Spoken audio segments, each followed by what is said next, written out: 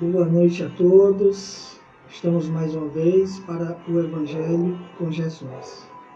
Este momento de muita luz e de muita alegria também, até porque já fizemos aniversário, 110 anos, onde nosso irmão Viana de Carvalho, discípulo do Cristo, juntamente com outros abnegados, onde ele tinha um sentimento de amor, de fraternidade e compromisso na vinha do Cristo, teve também a responsabilidade de construir o Centro Espírita Cearense, ali na Princesa Isabel, 255, no centro.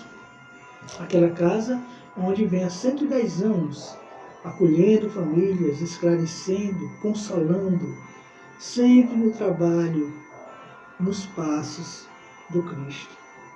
E para a noite de hoje, nós trazemos a obra do nosso querido irmão Chico Xavier, Evangelho segundo Emmanuel, comentários às cartas de Paulo.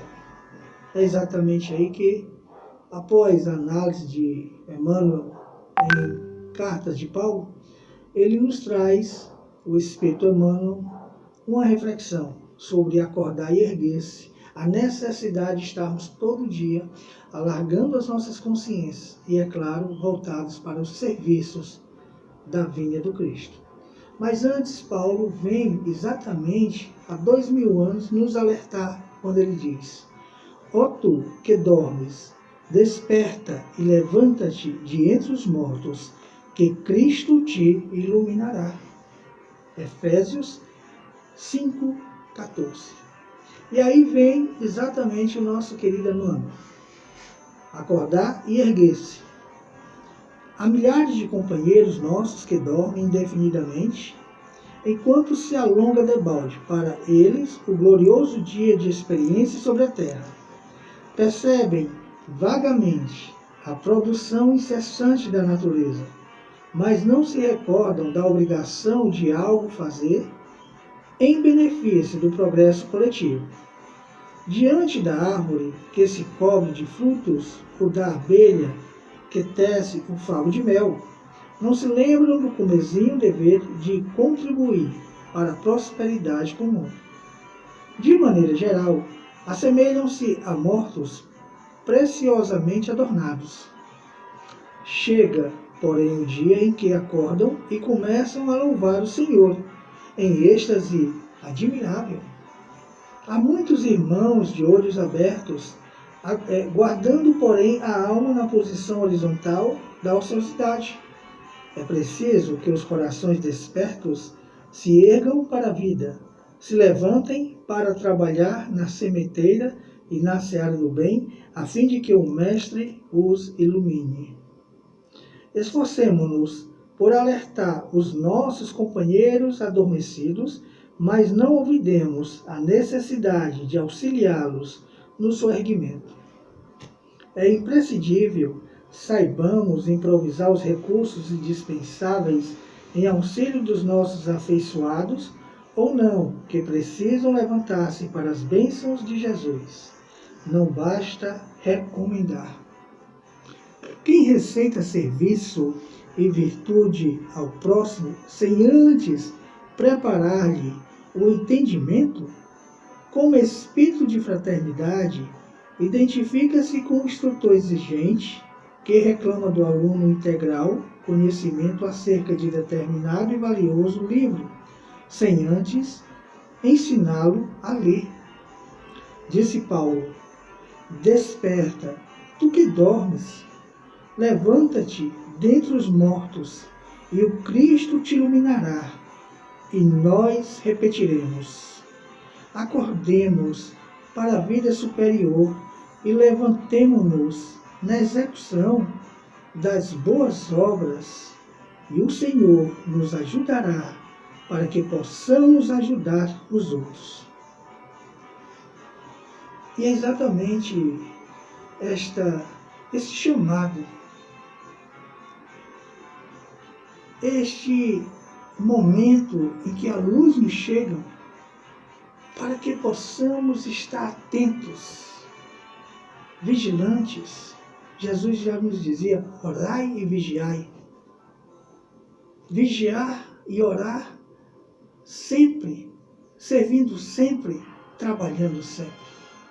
Nós não viemos à Terra para o turismo, viemos à Terra para se melhorar, e se melhorar servindo. Nós, espíritas, que busquemos a cada dia estar juntos com Jesus. Paulo nos adverte para que estejamos sim acordados, sempre conscientes dos nossos propósitos, que nós somos trabalhadores de última hora. A vinha do Cristo, sempre Jesus nos convida. Festinha de núpcias, trabalhadores de última hora. Jesus sempre vinha nos alertando que cada um de nós busquemos, a cada dia, fazer o que Jesus nos orienta, o que fez o nosso irmão Viana de Carvalho e muitos outros abnegados quando vieram à Terra. Que continuemos com Jesus, sempre. Muita paz.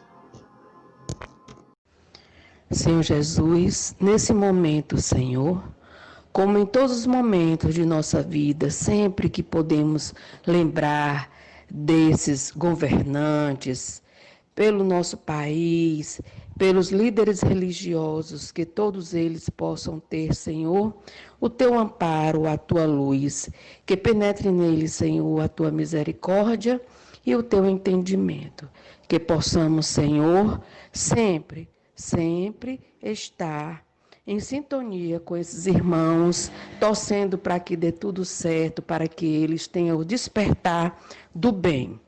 E aos enfermos e trabalhadores da área de saúde, que todos eles possam ter o teu amparo sempre, como sabemos nós que tu estás sempre em nós, que possamos ter força, fé, coragem. E pelos que passam por crises financeiras, que eles acreditem, que eles tenham a fé e a vontade também de lutar para vencer essa crise. Que possamos, Senhor, nos fortalecer, que tu nos fortaleças sempre e que assim seja. Mestre divino, amigo de todas as horas, luz para as nossas vidas. Rogamos a sua proteção, Senhor, o seu amparo, a sua luz e o direcionamento para os percursos e para a vida de todos os que fazem a segurança pública e privada da nossa cidade, lhes dando a proteção, o destemor, a confiança, Senhor, em Deus, para que realizem os seus trabalhos, observando a justiça humana, mas essencialmente a justiça divina. Cuida, Senhor, e ampara de todos aqueles que precisam estar guiando os veículos, sejam ônibus, aplicativos, ambulâncias, a todos os motoristas que precisam levar a população aos seus destinos. Que a sua proteção e seu amparo lhe seja dada em forma de compreensão, em forma de atenção, e que sejam todos protegidos. Abençoa a todos os que vivem em situações de rua, ao relento, buscando sempre o alimento de cada dia para a sua sobrevivência. Protege o seu sono, protege do frio, da chuva, protege daqueles que ainda estão desavisados do bem. Ilumina e envolve a todos para que chegue até eles o alimento físico, material e espiritual.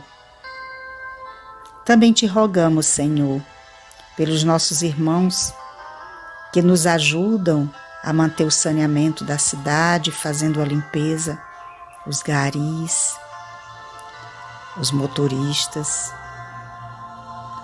que possam levar aquilo que não mais precisamos e que se tornou lixo em nossos lares, mas acondicionado de maneira segura.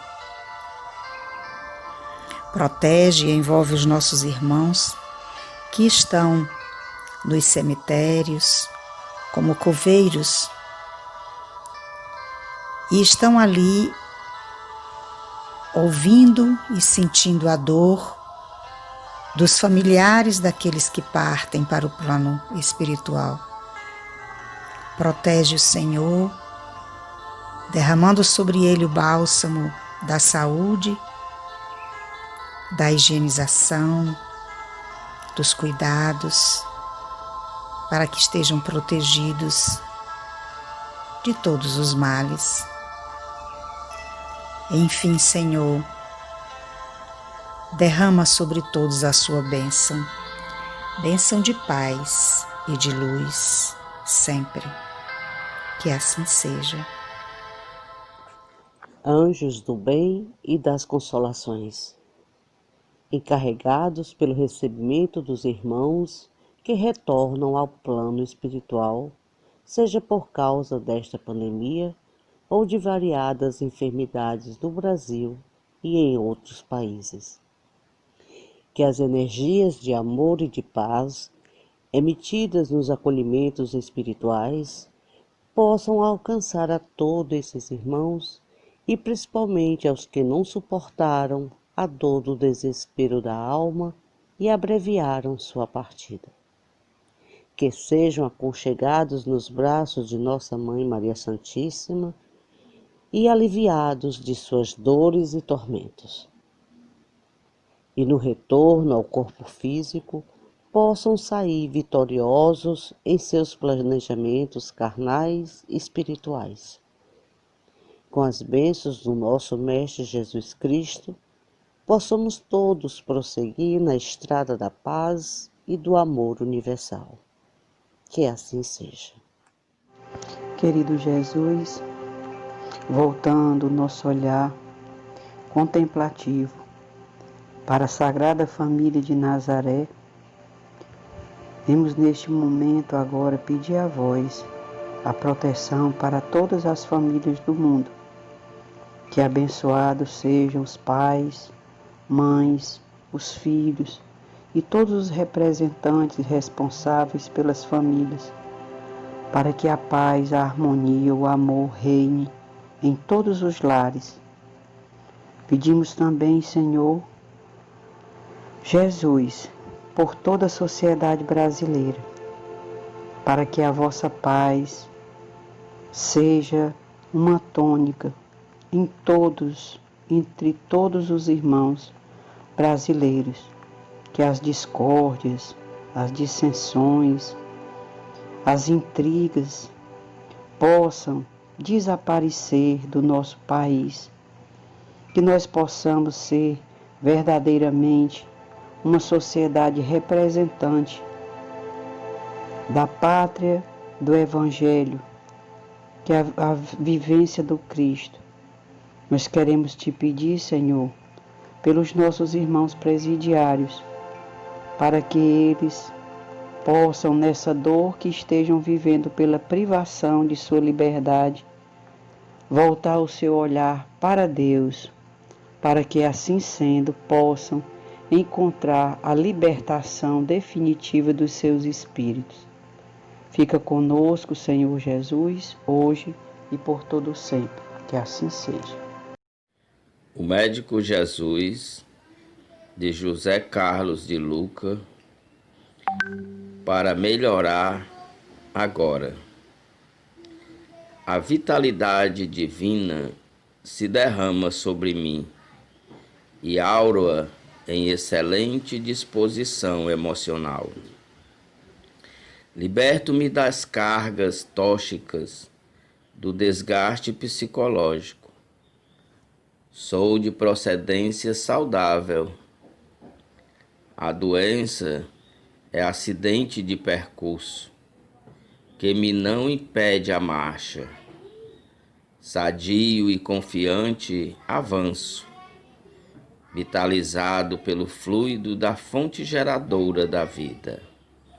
Mensagem de Joana de Ângeles. Se você se sente abatido, faça alguma coisa para sair deste estado de prostração íntima. Isso é um veneno perigoso para a saúde. Você não precisará de grandes feitos para espantar a apatia. Levante-se logo da cama ou do sofá e experimente, por exemplo, tomar um banho, fazer uma prece, ler algo edificante, ouvir ou cantar uma canção agradável, conversar com um amigo, caminhar por 15 minutos no quarteirão de sua casa ou dar pelo menos alguns passos em volta da cama, se estiver adoentado. Modificar a posição de alguns móveis de sua casa, prestar um favor a quem passa por maiores dificuldades que as suas, fazer uma lista das coisas boas que já lhe ocorreram, limpar as gavetas, engraxar os sapatos, cultivar uma flor ou um jardim, dar uma boa risada. O importante é interromper o quanto antes o circuito da melancolia, fazendo algo de bom para si mesmo, a fim de que Deus não o encontre de braços cruzados, esperando a morte chegar. Boa noite a todos. A mensagem do médico Jesus nos remete a uma tomada de decisão urgente em relação aos nossos desgastes psicológicos para que possamos nos reabilitarmos o mais rápido possível, impedindo a lentidão na nossa marcha evolutiva. Neste caso, se ficarmos na inércia, poderemos impedir a nossa tão sonhada evolução espiritual. Ele também nos faz várias recomendações, dentre as quais nos chama muita atenção, como ler algo edificante, resultando em uma iluminação divina, alargando os nossos horizontes. 2. Prestar favor a quem passa por maiores dificuldades. Essa nos dá uma sensação de desprendimento dos bens materiais e demonstra o nosso lado humanitário. E 3, modificar os móveis da casa, mesmo que seja de lugar, torna um lugar agradável e de boas energias. Por fim, como diz o autor, tomar essas decisões, jamais ficaremos de braços abertos esperando a morte chegar. Boa noite, que a paz do Senhor estejam com todos.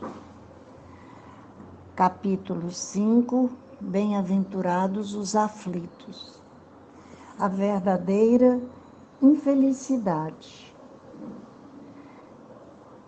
Item 24. Delphine de Girardin, Paris, 1861. Todos falam da infelicidade. Já se sentiram alguma vez e acreditam conhecer seus vários aspectos.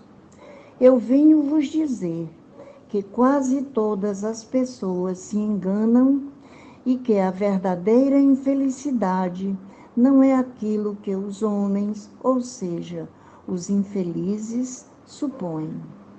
Eles a veem na miséria, na lareira sem fogo, no credor exigente, no berço vazio do anjo que sorria, nas lágrimas, no caixão que se acompanha, com a fonte descoberta e o coração partido, na angústia da traição, na miséria do orgulhoso que gostaria de se vestir de ouro e que esconde com dificuldade sua nudez sob os farrapos da vaidade.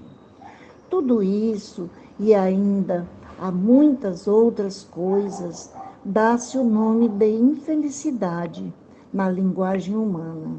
Sim, é a infelicidade para aqueles que apenas veem o presente. Mas a verdadeira infelicidade está mais nas consequências de um fato do que nele próprio.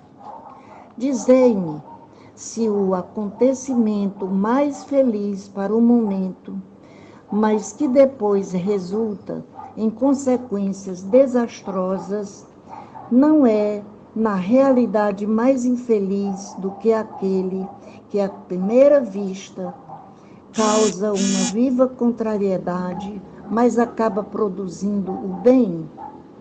Dizei-me se a tempestade que quebra as árvores, mas que saneia o ar, ao eliminar os vírus insalubres que causam a morte, não é antes uma felicidade do que uma infelicidade? Para julgar algo, é preciso ver-lhes as consequências. É assim que, para apreciar o que é realmente feliz ou infeliz para o homem, é preciso se transportar além desta vida, pois é lá que as consequências se fazem sentir. Portanto, tudo o que ele chama de infelicidade, segundo sua curta visão, cessa com a vida corporal e encontra sua compensação na vida futura. Vou revelar-vos a infelicidade sobre uma nova fase, sobre a forma bela e florida que acolheis e desejais com todas as forças de vossas almas iludidas. A infelicidade é uma alegria falsa, esse prazer egoísta, a fama enganadora, a agitação fútil, a louca satisfação da vaidade que faz calar a consciência, que perturba a ação do pensamento, que confunde o homem quanto ao seu futuro. A infelicidade é o ópio do esquecimento que buscais incessantemente. Esperai, vós que chorais, acautelai-vos, vós que rides, pois vosso corpo está satisfeito. Ninguém transgride impunemente as leis de Deus. Ninguém foge das responsabilidades de seus atos. As provações, essas credoras impiedosas e cruéis, com a sequência de desgraças que nos atinge na miséria, observam o vosso repouso enganador, para vos mergulhar, de repente, na agonia da verdadeira infelicidade, aquela que surpreende a alma enfraquecida pela indiferença e pelo egoísmo. Que o Espiritismo vos esclareça e coloque no seu verdadeiro lugar a verdade e o erro, tão estranhamente desfigurados pela vossa cegueira. Então, agireis como bravos soldados que, ao invés de fugir do perigo, preferem as lutas em combates arriscados, a paz que não lhes pode dar nem glória, nem promoções. O que importa ao soldado perder durante a ação suas armas, seus equipamentos e suas roupas, contanto que saia vencedor e com glória? O que importa aquele que tem fé no futuro, deixar no campo de batalha da vida sua fortuna e sua veste carnal, contanto que a sua alma entre gloriosa no reino celeste? Evangelho, capítulo 5. Bem-aventurados os aflitos. Item 25. A melancolia. Sabeis por que, às vezes, uma vaga tristeza se apodera dos vossos corações e vos leva a considerar amarga a vida? É que vosso espírito, aspirando à felicidade e à liberdade, se esgota, jungindo ao corpo que lhe serve de prisão, em vãos esforços para sair dele. Reconhecendo inúteis esses esforços, cai no desânimo, e como o corpo lhe sofre a influência, toma-vos a lassidão, o abatimento, uma espécie de apatia, e vos julgais infelizes. Crede-me, resisti com energia a essas impressões que vos enfraquecem a vontade. São inatas no espírito de todos os homens as aspirações por uma vida melhor, mas não as busqueis neste mundo. E, agora, quando Deus vos envia os espíritos que lhes pertencem, para vos instruírem acerca da felicidade que ele vos reserva, aguardai pacientemente o anjo da libertação, para vos ajudar a romper os liames que vos mantêm cativo o espírito. Lembrai-vos de que, durante o vosso degredo na terra, tendes de desempenhar uma missão de que não suspeitais, quer dedicando-vos à vossa família, quer cumprindo as diversas obrigações que Deus vos confiou. Se, no curso desse degredo provação, exonerando-vos dos vossos encargos sobre vós, desabarem os cuidados, as inquietações e tribulações, sede fortes e corajosos para os suportar. Afrontai-os resolutos. Duram pouco e vos conduzirão à companhia dos amigos por quem chorais, e que, jubilosos por ver-vos de novo entre eles, vos estenderão os braços a fim de guiar-vos a uma região inacessível às aflições da terra. François de Geneve, Bordeaux. Boa noite, irmãos.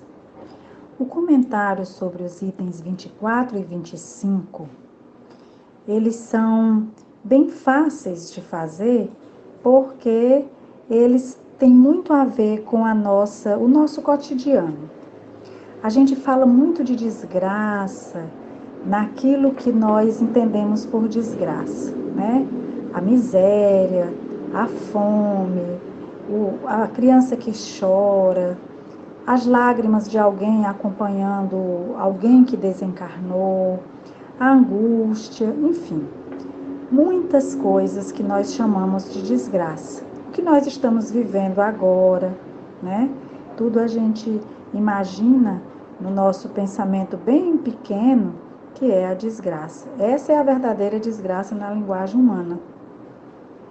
Mas, na verdade, os espíritos nos advertem que, com certeza, isso para nós deveria ser um feliz acontecimento, porque é um momento que traz para nós uma oportunidade de nos melhorarmos, né? Já pensou aquele que normalmente vive uma situação difícil e não aprendesse nada com ela, né, perderia a oportunidade da reencarnação. Então, os espíritos nos dizem que para julgar uma coisa é necessário ver-lhe as consequências. E para julgar que realmente é feliz, desgraçado para o homem, é preciso se transportar para além dessa vida. Tudo aquilo que nós chamamos de desgraça é sempre de acordo com a nossa curta visão. E aí eles vêm nos chamar a atenção, né? A Delfina de Jardim, ela vai dizer que na verdade ela vai nos revelar quais são as nossas verdadeiras desgraças, né? É a alegria exagerada, é o prazer exagerado, é a busca, a corrida pela fama, a fútil inquietação, a louca satisfação da vaidade. Isso sim, asfixia a consciência, nos faz permanecer dormindo, não acordamos para a vida. Isso é que oprime o pensamento, é que confunde o homem em relação ao seu futuro. Então, é bem diferente do que nós chamamos de desgraça, né? Ele diz que a desgraça, ela vai dizer que a desgraça é o ópio do esquecimento que buscamos o mais ardente desejo. E aí ele nos faz uma previsão. Tendes esperança, vós que chorais. Tremei, então, aqueles que riem, porque já têm o corpo satisfeito. Não se pode enganar a Deus e ninguém escapa ao destino. As provas mais impiedosas que nos espreitam o nosso repouso é sempre ilusória. E aí vai nos fazer mergulhar numa agonia permanente. Lembro-me de um dos relatos do livro Céu e Inferno, em que o menino sofria terríveis dores dentro de um hospital. E o médico sempre ficava muito impressionado, porque ele era muito doente, ele sempre foi muito doente. E o sofrimento dele era grande. E um dia ele pede o médico para lhe dar mais morfina, para ele sentir menos dores, para ele não interromper o sono daqueles outros que dormiam com ele na enfermaria.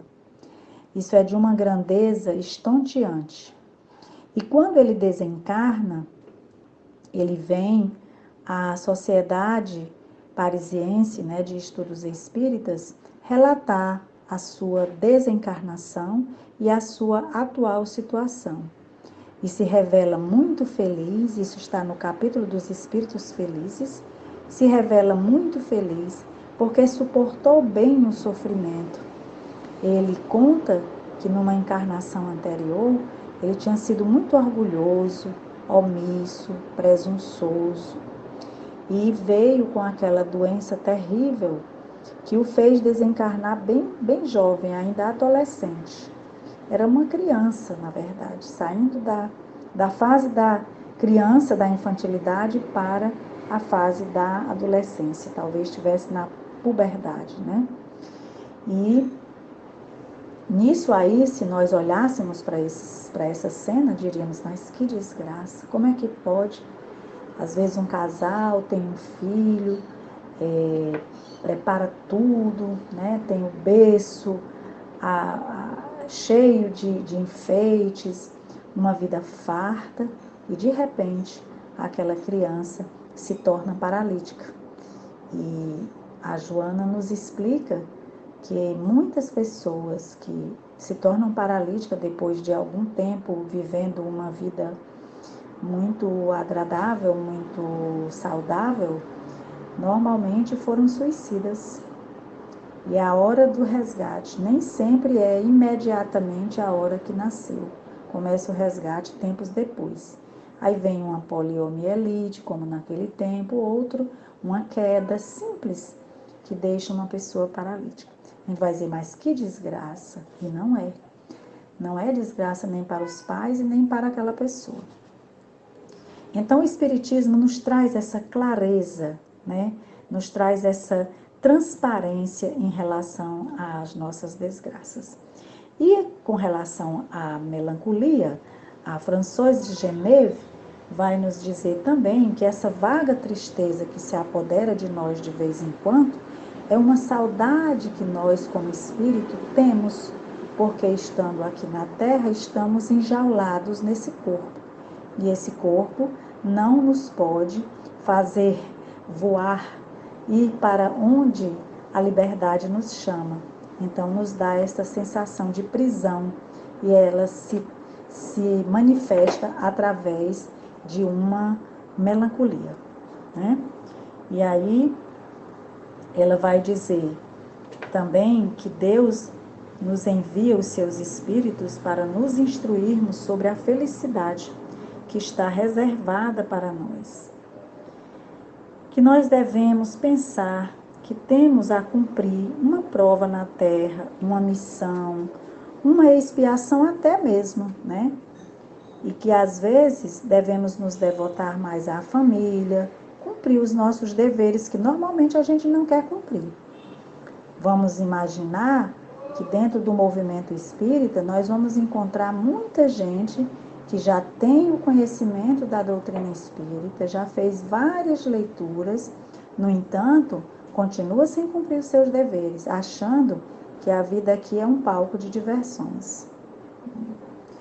Então ela vai nos lembrar que se no curso dessa prova, no cumprimento de nossa tarefa, a gente vê tombar qualquer sofrimento, qualquer coisa que nós enfrentemos decisivamente, para poder nos conduzir a um lugar onde não mais teremos acesso às amarguras terríveis. É isso. Uma boa noite. Mestre Jesus, depois de termos todos nós ouvido com muita atenção teu Evangelho, esta fonte de sabedoria que vem nos consolar, clarear as nossas consciências, deixando-nos em estado de júbilo e felicidade, quando sentimos que estamos juntos contigo e todos esses irmãos fraternos, doces, amáveis. Ao colocar as mãos sobre as águas de nossas residências, das lagoas que abastecem as comunidades, os lagos fluidos, que sejam liberados por vós e toda a equipe de irmãos fraternos, onde as substâncias cheguem dentro da necessidade de cada um. Fluidificação esta, que significa amor, cura, trazendo-nos o reequilíbrio, a paz e a harmonia. Obrigado, Jesus. Que assim seja. Eleve o seu coração em prece, mas evite recitar formas lidas ou decoradas, que de seu coração partam palavras espontâneas, como você faz quando conversa com um amigo querido. Prece não é obrigação que alguém desempenhe para ver-se livre de um peso. Ore fervorosamente, mas sentindo as palavras que profere, para que a ligação com as entidades angélicas sejam efetivas e real. Faça da oração um hábito indispensável à saúde espiritual. Muita paz a todos.